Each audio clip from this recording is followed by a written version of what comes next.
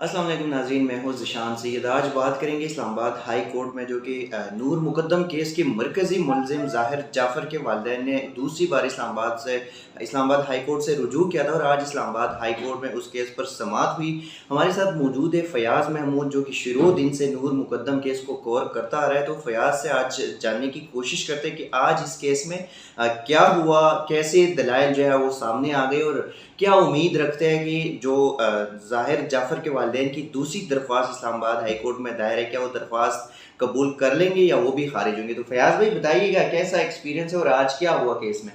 आज ही Islamabad high court के justice Aamir Farooq ने इस केस की समाअत की है और उसमें जाकिर जाफ़र और असमत आदम जी, इन दोनों की ये दरख्वास्त थी। बुनियादी तौर पर ये दरख्वास्त क्या थी?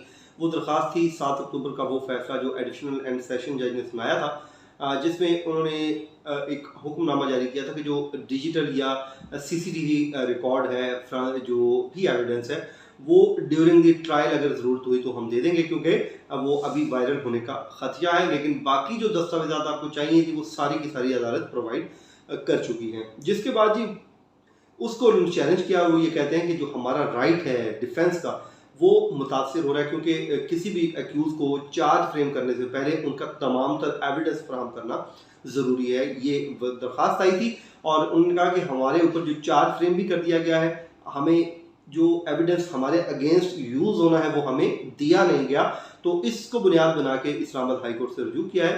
तो आज जब समाअत का आगाज़ हुआ तो जस्टिस आमिर फारूक साहब ने ये कहा कि ये उसी नौइयत की दरख्वास्त है जिसकी कल हमने समाअत की थी, वो ताहिर ज़हूर साहब की दरख्वास्त थी और थेरेपी वर्क्स के वो ऑनर हैं और अक्यूज़ हैं इसमें, और उनके ऊपर मुआवनत का इल्ज़ाम है, जो शवाहिद हैं उसको मिटाने का इल्ज़ाम है, और उन्होंने इस के रोशनी में ये सब काम किया।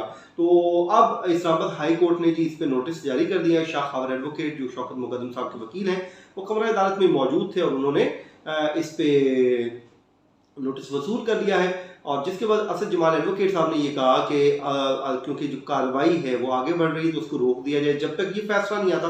तो अदालत ने कहा हम इस पर भी नोटिस जारी कर देते हैं और इनको सुनने के बाद इस पर फैसला करेंगे। तो अब 20 अक्टूबर को इस पर समाअत होगी। फयाज़ भाई ये बताएं, क्योंकि 14 अक्टूबर का दिन मुकर्रर किया गया था फ़र्द जुर्म आयद करने के लिए और ये दरख्वास्त जो है ये 13 अक्टूबर को इस्लामाबाद हाई कोर्ट में आई थी और आज जो कि 15 अक्टूबर है, आज उस पर समाअत हुई।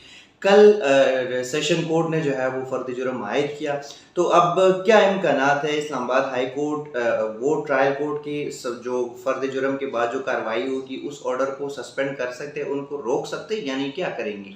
इस्लामाबाद हाई कोर्ट के जो इख्तियारात हैं वो तो कर सकते हैं, ज़ाहिर अपर फोरम है और ये अपील में आए हुए हैं। लेकिन इस्लामाबाद हाई कोर्ट ज़ाहिर है ये तो नहीं करेगी कि उसको सस्पेंड ट्रायल को रोक दें।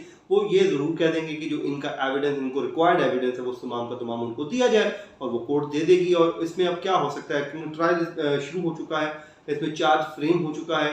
हाँ, इसमें एक हुक्म अदालत ये कह सकती है कि जो आपने डॉक्यूमेंट नहीं दिए, या अगर वो अदालत मान लेती है कि वाकई नहीं दिए, जो एविडेंस देना चाहिए था वो दे दें और दोबारा इस हद तक भी चार्ज फ्रेम कर लें। क्योंकि मियां नवाज शरीफ केस में ऐसा हो चुका है कि पहले अदालत ने चार्ज फ्रेम कर दिया था, लेकिन कुछ एविडेंस बाद में आया तो उसको भी एक बार फिर कर दिया। पहले उनके प्लीडर पे वो हुआ था, बाद में मियां नवाज शरीफ की मौजूदगी में उनके ऊपर चार्ज फ्रेम कर दिया गया था।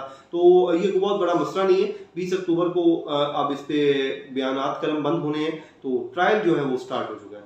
बहुत शुक्रिया फयाज़ महमूद जी। नाज़रीन, 20 अक्टूबर को जो है अब इस केस पे समाअत होगी और अदालत ये ऑर्डर जारी कर सकते हैं कि जो दोनों दरख्वास्त गुजार है, थेरेपी वर्क्स वाले या जो ज़ाहिर जाफ़र और इस्मत ज़ाकिर जो है वो भी चाहते हैं कि पूरे जो दस्तावेज़ात है वो उनको फराहम करें, तो अदालत इस तरह के अहकाम जारी कर सकते हैं। जो भी होगा आइंदा के लिए इस केस से मुतालिक आपको आगाह करते रहेंगे। इजाज़त दीजिएगा। अल्लाह।